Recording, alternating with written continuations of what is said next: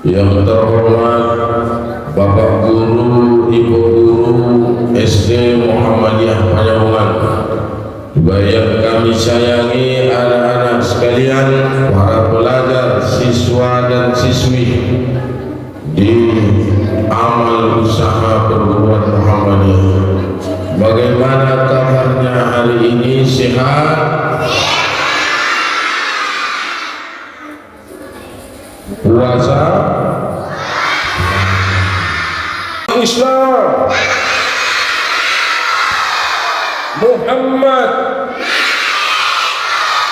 Muhammadiyah. Oke, tepuk tangan untuk kita semua. Pagi ini sebagai bahan materi buat kita untuk kita kaji dan sebagai bekal buat anak-anak sekalian adalah bagaimana mencapai cinta Allah Subhanahu wa Ta'ala. Sebagai seorang anak, kita membutuhkan cinta kepada Allah, dan jalan menuju ke sana ada beberapa tangga. Tangga pertama adalah dengan menjaga dirimu sendiri agar Allah mencintaimu. Agar kita dicintai oleh Allah, yang pertama adalah lewat dirimu. Jaga dirimu, jaga kesehatanmu. Maka apabila mata mengantuk, tidurlah. Kalau mulutmu haus, minumlah. Kalau lapar, makanlah. Kalau mengantuk, tidurlah. Jadi harus dijaga. Kebetulan sekarang kita lagi puasa, tak boleh makan, tak boleh minum, maka puasalah. Ini semua adalah untuk kebaikan dirimu. Apabila misalnya badanmu sudah kotor, apa yang harus kita lakukan? Mandilah. Kalau gigimu sudah kotor, gosok gigilah. Jangan sampai tidak gosok gigi kalau mandi. Datang sekolah nanti kawannya sebelah itu terasa terganggu. Kenapa? Bau mulutmu itu terganggu hidungnya. Namanya apa itu? Baos. Tahu baos? Bau rosak. Jadi jaga dirimu, karena itulah caramu untuk mendapatkan cintanya Allah. Karena orang-orang yang tidak memelihara dirinya namanya zalim, aniaya kepada diri sendiri. Jadi tidak boleh anak-anak sekalian menyiksa diri sendiri. Yang masih SD atau yang anak-anak, jangan ada yang menghisap rokok, apalagi narkoba atau lem atau apa lagi, jadi minum minuman khamar atau minuman keras, terlebih-lebih di hari raya, karena banyak godaannya. Juga jangan ada yang ikut-ikutan main judi, jangan ada yang ikut-ikutan untuk menghabiskan uang lewat jalan-jalan yang haram, karena itu semua adalah merusak diri sendiri. Maka jaga dirimu, karena itu tangga pertama untuk mendapatkan cinta kepada Allah Subhanahu wa Ta'ala. Dan yang terbaik itu adalah merawat badan ini. Badan ini kalau sudah sakit, apapun serba terbatas. Kita semua ini pernah merasakan sakit. Kenapa? Karena itu adalah sebagai balasan atas apa kesalahan yang dilakukan. Mungkin anak-anak terlambat makan, maka jadinya sakit perut. Mungkin kurang banyak minum, makanya sakit tenggorokan. Mungkin anak sekalian begadang, kurang tidur, maka sakit kepala. Udah pusing 17 keliling, udah nampak dia bintang-bintang di kepala, ada bintang-bintang muter-muter di atas kepala. Jadi harus dijaga, karena badan inilah satu-satunya modalmu untuk beribadah kepada Allah. Maka untuk mencapai cintanya Allah, jaga dirimu, jaga badan dengan rapi. Karena dengan menjaga diri barulah bisa kita punya modal untuk mencintai Allah. Yang kedua adalah dengan menjaga kedua orang tua. Siapa? Kedua orang tua. Semua manusia ini punya ayah dan ibu. Semuanya punya ayah dan ibu, kecuali beberapa orang. Yang pertama, dia tidak punya ayah juga tidak punya ibu. Namanya Nabi Adam alaihis salam.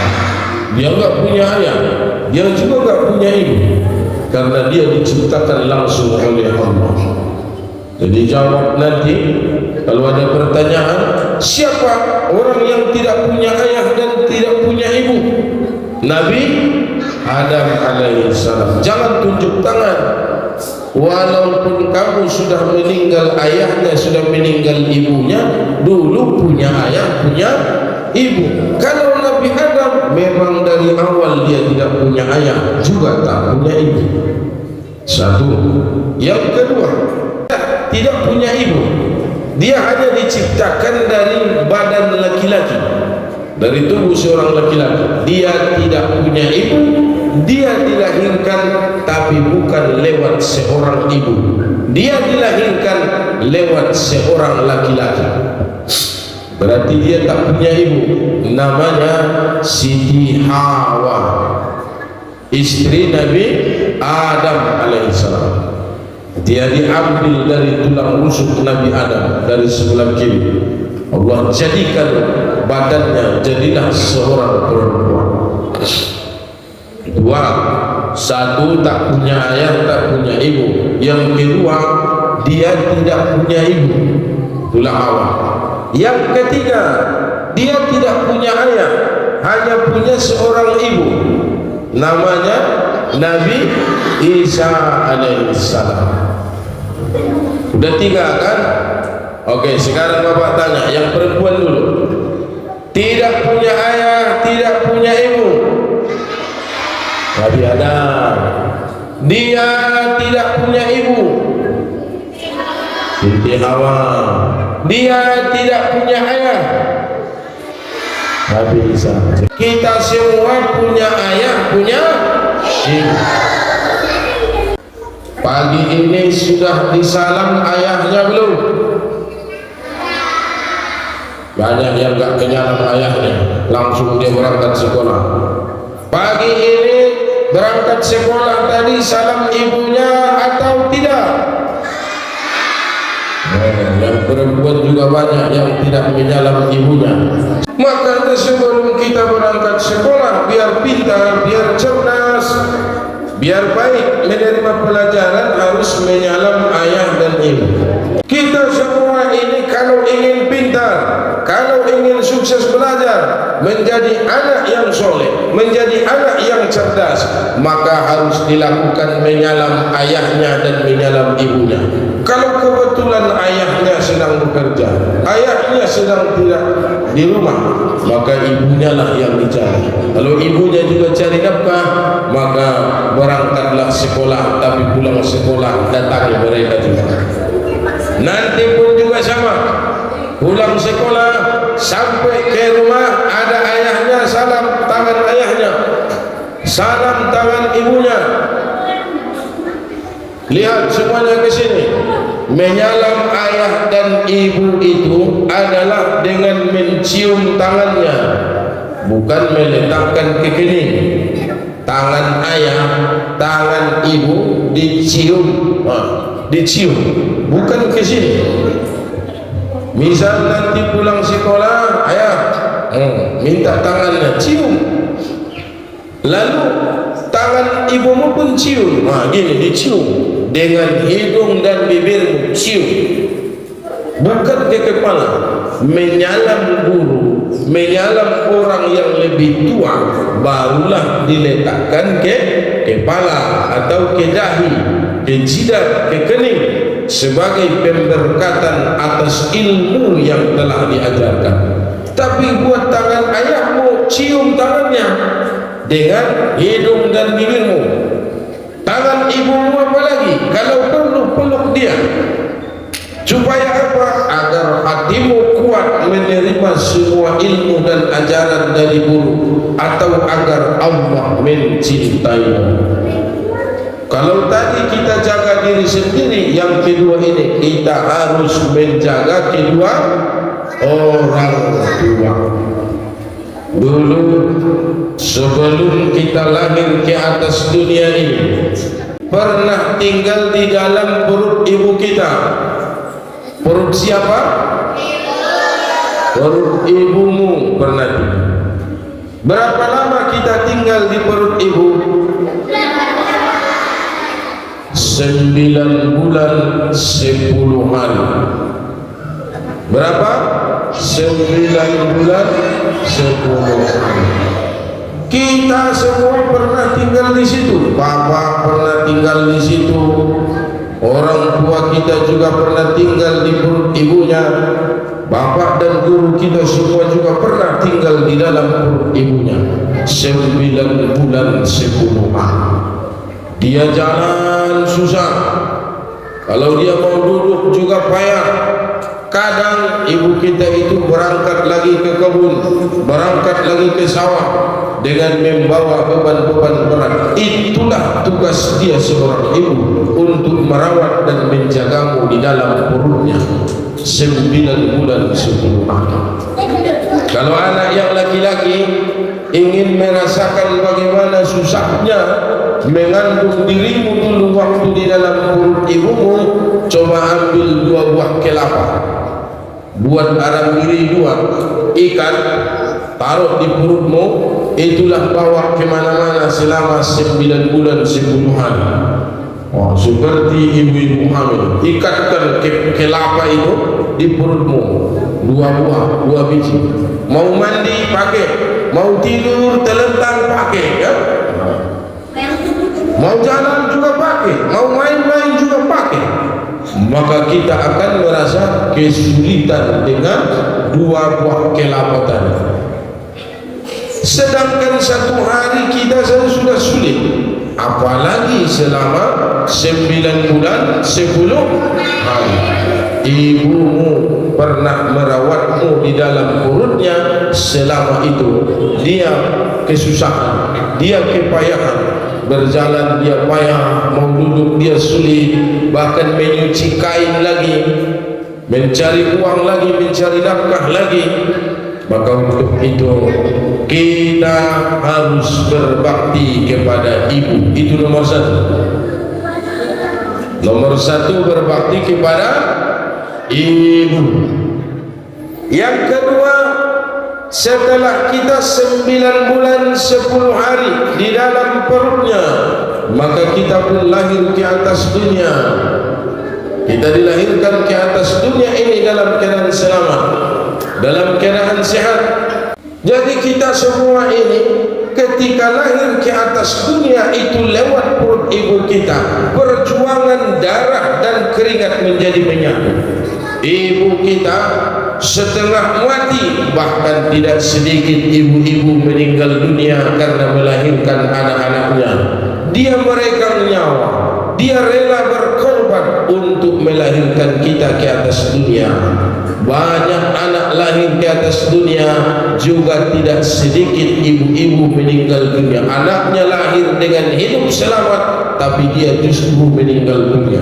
Itulah perjuangan melahirkanmu ke atas dunia.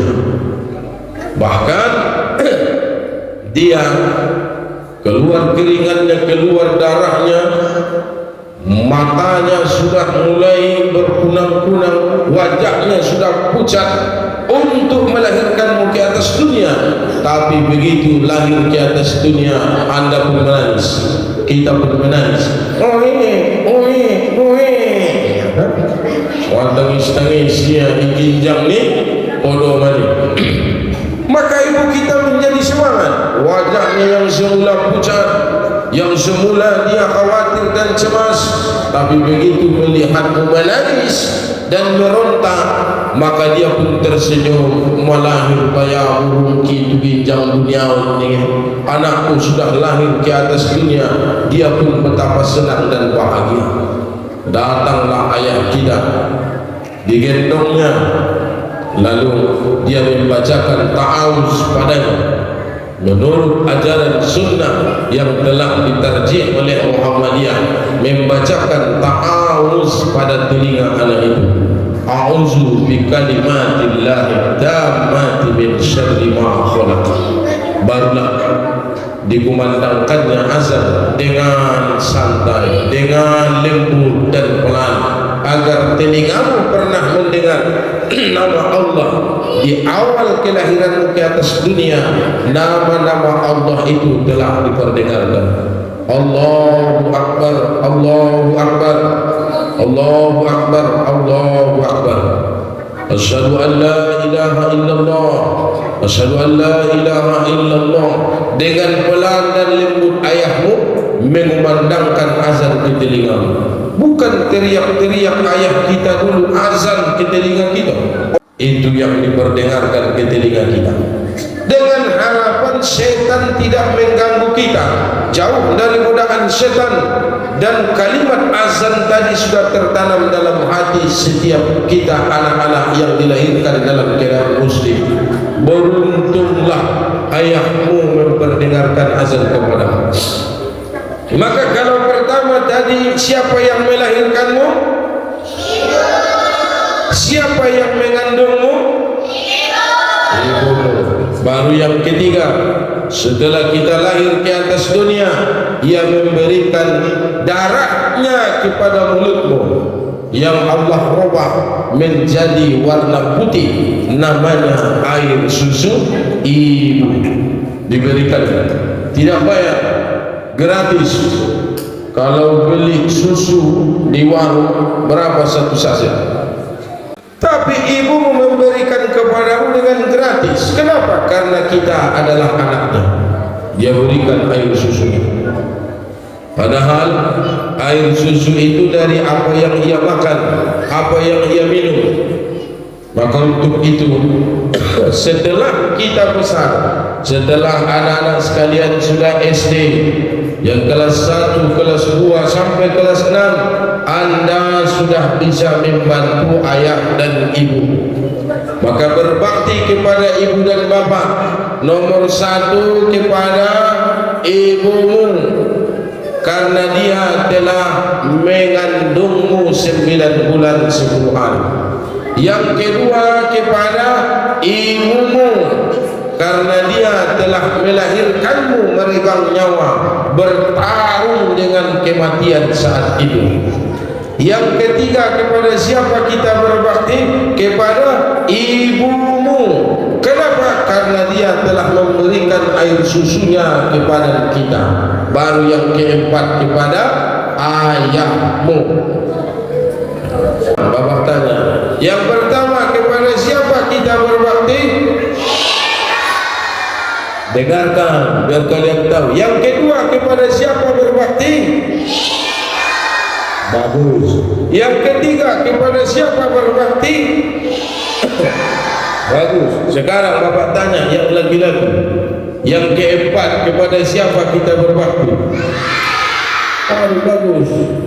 Berarti 3 kali kepada ibu, hanya sekali kepada ayah.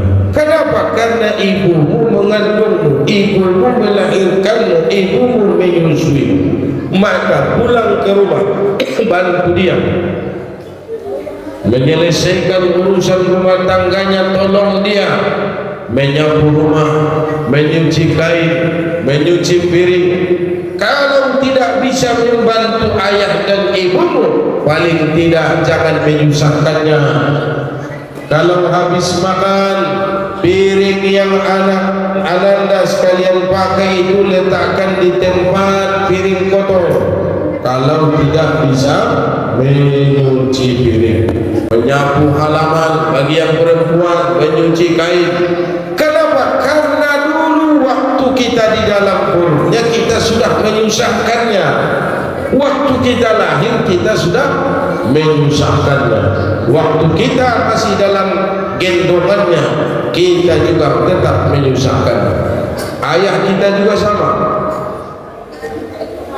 Yang ayahnya petani, ayahnya petani, Marsama, Mangguris, Malaysia, tunjuk tangan.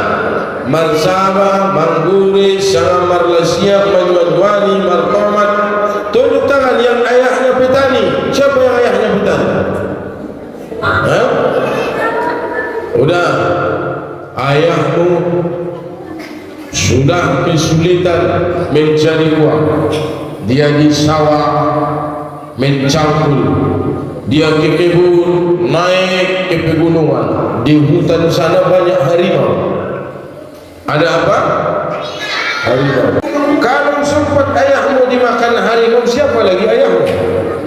Di sana juga ada monyet besar, ada babi, ada binatang berbisa seperti ular.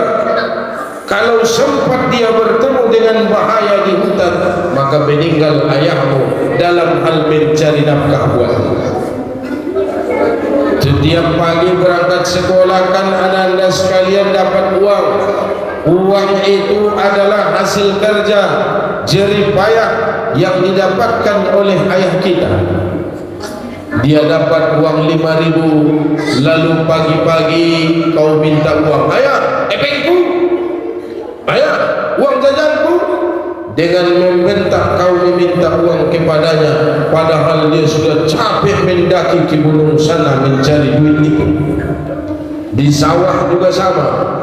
Ada keong di sawah, kadang-kadang terinjak kakinya sakit luka. Harusnya tak boleh kena air, tapi tetap ia tahankan demi untuk mendapatkan uang buatmu, membeli jajanan untukmu, membeli makanan untukmu. Dia sabarkan dan dia tahankan. Yang ayahnya penarik beca, yang bawa beca, sopir angkot. Bayangkan ayahmu dari tadi pagi sudah berangkat dia. Tengah hari panas tidak? Tengah hari panas. Kalau tengah hari panas atau tidak? Panas. Ditahankannya berpanas-panas. Yang semula ayahmu itu kulitnya putih, sekarang sudah hitam karena sudah lama dia di panas-panas itu mendayung beca atau membawa beca, mencari sewa. Dapat sewa satu, dinaikkan terima uangnya 5.000. Dapat sewa satu lagi, dapat ongkosnya 3.000, baru 8.000. Tiba-tiba dia pun pulang ke rumah, dibelikannya beras 5.000. 2 takar danau, belikannya beras 5.000, sisa 3.000. Ananda pun datang, ayah, epengku, ayah, jajanku. Dengan suaramu yang keras membentaknya, sakit hatinya. Dia sudah capek cari duit panas-panas di tengah aspal itu, sampai hitam wajahnya, hitam tangannya, keringatnya banyak keluar. Dia kehausan. Sampai di rumah anda pun membentaknya, ayah, epeng jauh, epeng jauh. Ini bisa jawaban, padahal uang bisa punya tinggal 3.000. Dia dengan tulus dan ikhlas tetap memberi uang, tanpa mengumpat, tanpa mencela. Dalam hatinya dia berdoa, ya Allah, berikan kepadaku rezeki setelah solat zuhur ini, setelah selesai aku makan, setelah aku istirahat, aku cari duit lagi, berikan kepadaku ya Allah, anakku butuh uang. Anda hanya sibuk bermain, main kelereng, main karet, main apa lagi, main bola, main lari-lari. Ayahmu bolak-balik di tengah jalan itu mencari penumpang agar mendapatkan uang yang uangnya akan diberikan kepada. Kalau ayahmu kebetulan pekerjaannya adalah mencari emas di Huta Baru atau di gunung di Dolok sana, masuk ke dalam lubang dalamnya itu ratusan meter, lalu berjalan lagi di dalam sampai ada yang 300 meter. Anda tahu 300 meter itu sejauh mana? dari sini sampai ke Simpang Perairan 300 meter, dari sini atau sampai ke Wakil Dono 300 meter. Dia masuk ke dalam tanah, lubangnya kecil, hanya muat satu orang, hanya muat satu orang. Bagaimana Pak? Hanya muat satu orang. Ayahmu masuk ke dalam lubang itu pelan-pelan. Coba kalau musim hujan longsor, apa yang terjadi? Dia akan tertimbun di dalam tanah, maka ayahmu pun meninggal. Tak ada lagi ayah. Dia alhamdulillah dengan selamat keluar dari lubang itu, membawa sebongkah batu, 2 bongkah batu atau beberapa potong batu, lalu digelundungkannya kan, lalu dipencetnya. Ternyata hanya kecil dapat emasnya. Kalau diuangkan hanya sekitar 100.000. Biaya dia ke Dolok, ke Huta Barbot sudah habis 100.000. Yang didapat cuma 100.000. Sebelum berangkat dia sudah berhutang, maka dia pun tak berani bayar hutang. Kenapa? Karena uangnya pas. Pagi hari kamu datang lagi, ayah, uang jajanku mana? Ayah, epengku, ayah, epengku. Dengan sakit hatinya dia tetap mendengarkan ocehanmu. Kamu marah, kamu mengamuk. Enggak dikasih ayahnya, dia pun menangis murut. Tonton, epengku ngadung sian-sian, epengnya. Anda pun menangis kan di depan ayahmu. Hatinya merasa iba. Akhirnya dia kasihlah uang itu kepadamu 2.000 sama abangmu sama kakakmu yang hutangnya saja tidak terbayarkan, tapi untuk dirimu itu adalah kewajiban. Datang yang menunggu hutang. Hei Sianung, hei ayah Sianung, bayar hutangmu. Sobar dulu kongsi dadong lupi. Akhirnya yang punya duit itu pun marah-marah. Sudah kamu memarahi ayahmu, datang lagi yang punya hutang, yang punya duit tempat dia berhutang, dan memarahi juga. Maka itulah risiko ayah. Maka pulang dari sini harusnya Anda datangi, temui dia, lalu pulang sekolah cium tangannya dengan hidung dan bibirmu. Tangannya ini walaupun lemah, dia sudah berusaha membesarkan sampai Anda bisa makan enak, sampai Anda bisa punya pakaian. Lalu datangi ibumu, salam, cium tangannya. Dalam perutnya kita pernah tinggal. Waktu lahir ke dunia dia berlawak, dia menentang maut, dia meregang nyawa. Waktu Anda dalam gendongannya, dia memberikan air susunya kepada. Jadi inilah tugas kita, mendapatkan cinta kepada Allah adalah dengan merawat kedua orang tua, ayah dan ibu. Pulang dari sini ingat, ini bulan Ramadan, salam ayahmu, salam ibu. Dan nanti juga di hari raya sama, minta maaf semua anak-anakku sekalian yang laki-laki. Di hari raya nanti salam ayahmu, cium tangannya dengan hidung dan bibirmu dan peluk dia. Karena dengan memeluknya dirimu akan jadi kuat. Dengan memeluk ayahmu kau akan jadi perkasa. Kau akan menjadi seorang jawab. Kenapa? Karena dalam dirimu adalah darah ayahmu. Kalau kau peluk dia, ilmumu akan semakin hebat, kepintaranmu akan bertambah, kecerdasanmu akan meningkat. Juga peluklah ibumu, cium pipinya. Mam, alam lain tola di cium mukul maknibah marpahalu yang tidak boleh itu adalah mencium pipi orang lain. Mukul makmu sanggono. Dan dia senang karena kita seorang laki-laki harus melindungi dan membela dan menjaga harga diri ibunya. Peluk dia, cium dia, karena itu adalah ibumu. Yang perempuan juga sama. Kamu hilang buru nibamu hari raya malam menyolong ayah, peluk cium tangan dengan hidung dan bibirmu, peluk dia dan cium pipinya. Kalau yang laki-laki ke ibunya, kalau yang perempuan ke ayahnya, peluk dia, karena dialah yang akan menjagamu, merawatmu, tidak hanya memeliharamu di dunia, di akhirat juga dia harus memeliharamu dari api neraka. Itulah ayahmu. Hebatnya dan kuatnya dia mempertanggungjawabkanmu di dunia, dan lebih-lebih di hadapan Allah kelak dia akan jauhkan tubuhmu ini agar tidak terbakar api neraka. Maka di hari raya cium tangannya, peluk dia, dan ciumlah wajahnya, cium pipinya, minta maaf, ayah maafkan aku. Bagi anak sekalian yang laki-laki, hari raya nanti salam ibu, cium tangannya, lalu peluk, cium pipinya, lalu sampaikan, Uma mangidomo pa Uma madung maluso kawi balas ngari subuhun udara membantu manulungi Uma. Menangislah kepada ibu.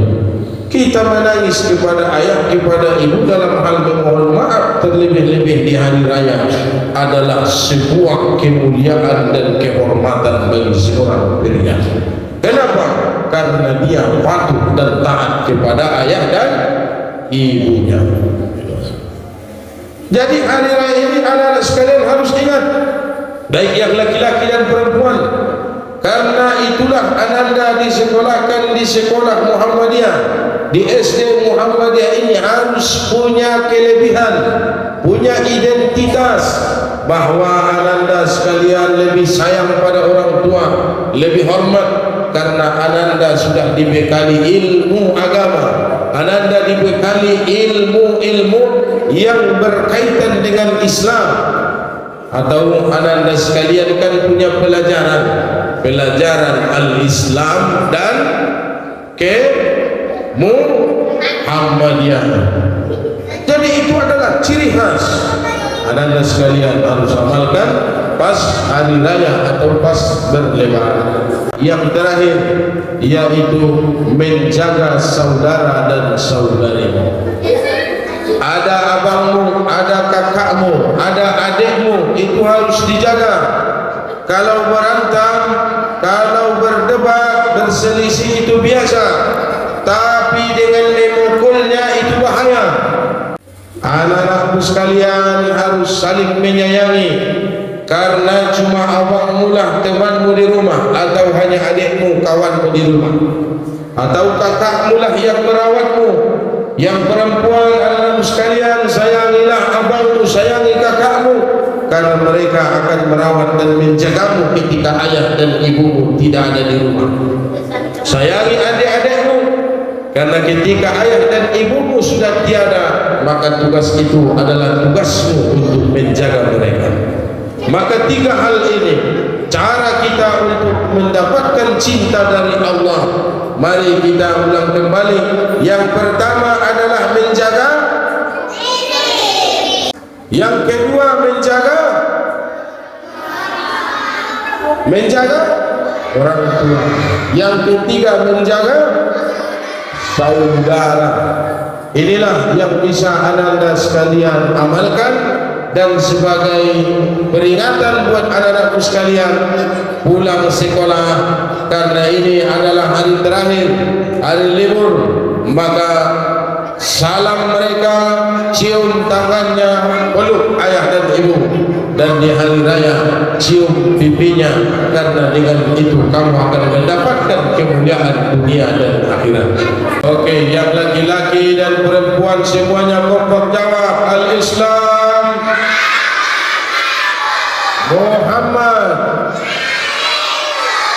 Muhammadiyah.